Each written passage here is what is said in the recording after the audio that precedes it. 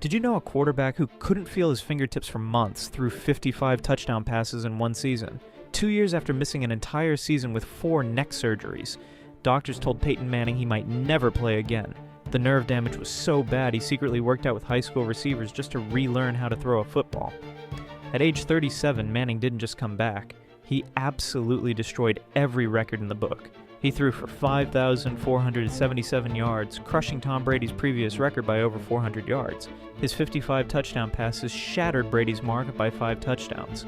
Manning completed 451 passes, another record.